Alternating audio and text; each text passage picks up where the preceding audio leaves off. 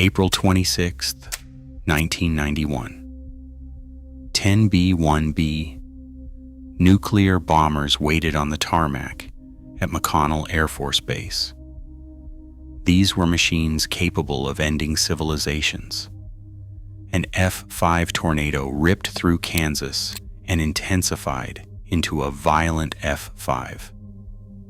It came within 1,000 feet of launching those monstrous war machines into a nightmare no nation was prepared to face. This is not a military thriller. It is a real moment when a natural disaster nearly triggered a nuclear catastrophe. Just how close did the world come to the ultimate broken arrow? The answer reveals how fragile our safety truly is. By mid-morning on April 26, 1991, the skies over south-central Kansas looked deceptively peaceful. On the ground, the air carried a heavy, humid stillness. But high above, the atmosphere was prepared for chaos. Meteorologists at the National Weather Service in Wichita pored over data, watching numbers climb beyond anything routine. The convective available potential energy, CAPE, soared past 3,000 joules per kilogram, signaling a volatile mix of heat and moisture. For those who study storms, CAPE is a warning flag. The higher the value, the more explosive the potential for severe weather.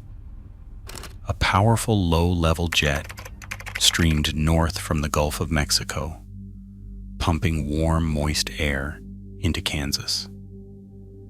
At the same time, a sharp dry line, a boundary where moist air from the east collided with dry air from the west, set up just west of Wichita. This invisible line often acts as a spark for violent storms. Early in the day, a cap, a lid of warm air aloft, suppressed any cloud growth and trapped the energy near the surface. Forecasters knew that once this cap broke, the atmosphere would have nothing left to hold it back. The Storm Prediction Center issued a particularly dangerous situation. Tornado watch before noon, a rare step reserved only for days when the threat is unusually high. On radar and in weather balloons, the cap began to weaken around 3 in the afternoon. Temperatures at the surface climbed into the upper 80s, while the air aloft cooled just enough to shatter the last barrier. By 4:30 in the afternoon, the cap had eroded completely. Instability shot upward, and the dry line became the ignition point. In the Wichita forecast office, meteorologists exchanged tense glances. Years of experience told them what the models confirmed. The ingredients for a major outbreak were in place. The region now sat on a powder keg of atmospheric energy, with nothing left to prevent detonation. All it would take was a single spark, a small disturbance, or a pocket of rising air to unleash a storm system with the power to rewrite the history of the plains. Shortly after 4:30 in the afternoon, the last resistance in the atmosphere finally gave way. The cap, that invisible lid of warm air, dissolved under the strain of relentless surface heating and a surge of Gulf moisture. Every layer of the sky above Kansas seemed to shudder as stored energy rushed upward. Forecasters at the National Weather Service watched their monitors flicker with new urgency. On radar, a classic hook echo began to sharpen southwest of Wichita, a telltale signature that every meteorologist dreads.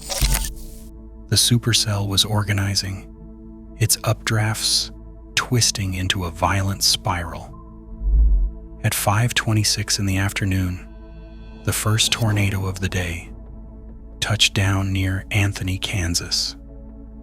spotters confirmed a slim funnel making ground contact just southwest of town, marking the moment when theory became reality. The storm's rotation intensified almost instantly, feeding on the explosive instability that had been building for hours. Within minutes, the tornado grew from a narrow rope to a broad, dark column, its base churning with debris. As it carved a path northeast. Inside the Wichita forecast office, tension mounted. Meteorologists tracked the storm's progress in real time, relaying warnings as radar returns grew more menacing. The hook echo tightened, displaying the classic comma shape that signals a mature, violent tornado. Wind velocity spiked on the Doppler scans, confirming the presence of a deepening mesocyclone. Outside, the air turned thick and electric, a low roar beginning to build on the horizon. Residents along the storm's projected path scrambled for shelter as sirens sounded. The tornado's rapid intensification left little time to react.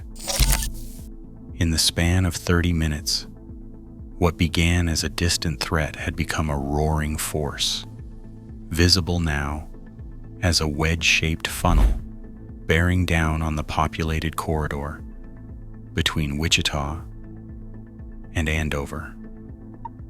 The storm's structure, towering anvil, rotating wall cloud, spiraling inflow bands, revealed the full power of a supercell. At its peak, what had started as a cap eroding quietly in the upper atmosphere was now a tangible, accelerating danger on the ground. As the tornado advanced, its path grew more erratic and menacing, setting its sights on the heart of the region. The next hour would test every emergency protocol, every ounce of preparation. As the storm barreled toward lives, homes, and, unseen by most, one of the world's most dangerous stockpiles. At 6:31 p.m., the world caught its breath under the shadow of a concrete overpass on the Kansas Turnpike. A news crew, a family, and a handful of strangers pressed themselves against the embankment, clutching cameras and children as a monster approached. The sky churned with a darkness that seemed to swallow the sun. Sirens wailed in the distance, but here the only sound was the rising wind and the frantic shouts of those desperate for shelter. Breath. The tornado appeared on the horizon as a widening wedge-shaped column, its base boiling with debris and dust. Every second it grew larger, blotting out the fields and highway in its path. The overpass, once a mundane piece of infrastructure, became the last line of defense for those caught in the open. The viral footage that would later sweep the nation captured the raw terror etched on every face, the moment when the laws of nature overshadowed every scrap of human planning. Monster wind roared through the underpass like a freight train. The camera shook violently as gravel and shards of metal whipped through the air. A child screamed, drowned out by the thunder of the vortex. The funnel, now hundreds of yards wide, passed just yards away, tossing vehicles like toys and peeling asphalt from the road. The pressure dropped so suddenly that ears popped and chests tightened. For a few agonizing seconds, the world reduced to noise and darkness. Vortex. When the funnel finally moved on, the silence felt unnatural. The road was littered with wreckage, shredded tires, splintered wood, twisted metal. The overpass had offered little real protection, a fact that would later become a cautionary lesson for storm safety. But in that moment, survival felt like a miracle. The camera panned shakily after the storm, capturing a landscape transformed, power lines downed, fields stripped bare, the horizon scarred by the tornado's path. Miracle. This was the tornado at human scale, raw, immediate, and utterly indifferent to the lives in its way. Yet even as the survivors stumbled out from under the overpass, the storm was not finished. Its path pointed northeast toward larger targets. Ahead lay the outskirts of Andover, and beyond that the silent, sprawling expanse of McConnell Air Force Base. The funnel widened, feeding on the energy of the plains, gathering strength for what was still to come. Path. On the main apron at McConnell Air Force Base, a row of 10 B-1B Lancer bombers rested in the open. These were machines capable of ending civilizations. The real terror was the idea that a tornado could physically be launched, like a hand might toss a toy, turning a natural disaster into a broken arrow, a nuclear accident with consequences beyond imagining. At 6:24 p.m. on April 26, 1991, the tornado crossed the southern edge of the base. In moments, wind speeds soared past 260 miles per hour, stripping roofs from buildings and hurling debris like artillery across the grounds. The base hospital, the elementary school, and 9 major facilities were torn apart in less than a minute. More than 100 family homes vanished, reduced to splinters and bare foundations. Emergency managers scrambled to account for personnel. Radios crackled with incomplete reports. Power flickered and alarms wailed. Security teams raced through battered corridors, checking weapon storage and flight line status, every second weighed down by the knowledge of what sat just beyond the path of destruction. This was the same storm that produced the famous overpass video, the moment the world watched a monster touch down. A row of 10 B-1B Lancer bombers sat exposed on the main apron, some fueled and on alert status. 2 of them, according to open source accounts, may have been loaded with nuclear payloads, though official records remain silent on their exact arming state. What is certain is these aircraft were not protected by hardened shelters. Their fate depended on the tornado's course and nothing more. Engineers later calculated the tornado's core missed the flight line by about 1,000 feet, a margin so thin it barely registers on base maps. The difference between survival and catastrophe was measured in seconds and yards.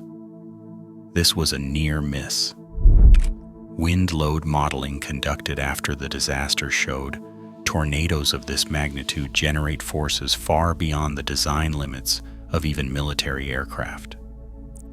At 300 miles per hour, a fully loaded B-1B could have been flipped, torn apart, or even launched from the tarmac.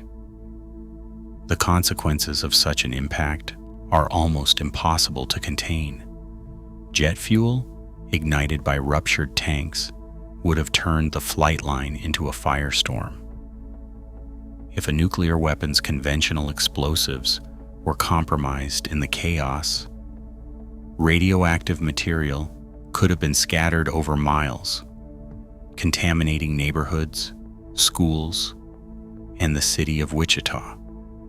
While U.S. nuclear weapons are engineered with multiple safety barriers, coded locks, environmental sensors, and strong link and weak link devices, no system is truly immune to the violence of nature. Accidental detonation is vanishingly unlikely, but dispersal of plutonium or uranium is a real risk when high explosives burn or shatter under extreme force. The base's disaster response plan was never designed for this scenario. Emergency crews faced blocked roads, downed communications, and the threat of secondary explosions from leaking fuel and damaged munitions. In the aftermath, engineers and commanders quietly admitted that luck, not protocol, had preserved the arsenal. Damage estimates for the base alone reached $62 million. Yet the most valuable assets and the greatest threat remained untouched by the width of a football field. For those who managed the base's security that night, the lesson was clear. The line between routine disaster and global crisis can be drawn by nothing more than the random path of the wind. The tornado's path through Andover left behind a landscape almost unrecognizable. Entire neighborhoods vanished in minutes. At the Golden Spur Mobile Home Park, rows of homes were reduced to twisted metal and bare concrete pads. Of 240 homes, only a handful remained standing. 13 people lost their lives that evening, most of them here, where the storm struck with its full, unrestrained power. More than 160 others were injured, some trapped beneath the splintered remains of their houses, calling out for help as the wind faded into a heavy silence. First responders arrived to scenes of chaos and heartbreak.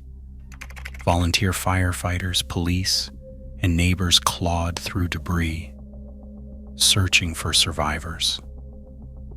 The air was thick with the smell of splintered wood, gasoline, and rain-soaked earth. Rescue teams worked by flashlight, their radios filled with urgent calls for ambulances and stretchers. In some places, the only way to reach the injured was by climbing over piles of wreckage. The local hospital quickly filled with the wounded, many suffering from broken bones, deep cuts, and shock. For the families who survived, the loss went beyond property. Photo albums, heirlooms, and every marker of daily life had been swept away. Children wandered in pajamas, clutching what little they could salvage. The storm had struck with such speed that many residents had only seconds to find shelter. Some sheltered in bathtubs or closets, others in neighbors' storm cellars, and a few survived only because they had left home minutes before the tornado arrived. The scale of loss was intimate and total. As darkness settled over Andover, the scale of the disaster became clear. Streets were blocked by overturned cars and downed power lines. Emergency shelters opened in schools and churches, filling with families who had nowhere else to go. In the days that followed, the stories of survival and loss would echo across Kansas, a reminder of how quickly ordinary life can be torn apart. The tornado had passed, but for Andover, the hardest hours were only beginning. In the weeks after the storm, federal agencies and military planners gathered in conference rooms, reviewing every moment of the near miss at McConnell. FEMA analysts pored over disaster logs and base blueprints, searching for systemic gaps that luck had papered over. Military engineers ran simulations again and again, mapping what would have happened if the tornado's path had shifted by even a few hundred feet. The numbers were sobering. No hangar, no standard alert protocol could guarantee the safety of aircraft left exposed on the open tarmac. The official reports acknowledged what many had whispered: the arsenal survived not because of design, but because the wind chose a different course. Policy reviews followed. The Air Force ordered a round of inspections for for all bomber bases in tornado-prone regions. Some facilities received reinforced hangars and revised evacuation plans, and weather alert systems were upgraded to include faster, more granular radar feeds. The National Weather Service accelerated deployment of Doppler radar upgrades, hoping to buy precious minutes for future warnings. Briefings circulated through the Pentagon and FEMA headquarters, outlining new checklists and contingency plans for severe weather events, especially where nuclear assets might be at risk. Yet in candid moments, those closest to the event admitted that no checklist could erase the sense of vulnerability. A senior engineer at McConnell later summarized the consensus: "Luck, not planning, saved us." The base's emergency protocols had never accounted for the possibility of a direct tornado strike on nuclear bombers. Even after upgrades, the fundamental problem remained. Nature's randomness outpaces human control. Tornadoes do not respect boundaries, and the odds, however small, are never zero. As the years passed, the story of Andover faded from national headlines, but it lingered in the classified files and internal memos of those charged with keeping the arsenal safe. Each spring, as new storms rolled across the plains, the question returned: how many times can fortune be counted on to do the work of design? The answer, still unresolved, hangs over every base and every town in tornado country. Natural disasters don't recognize borders or bomb bays.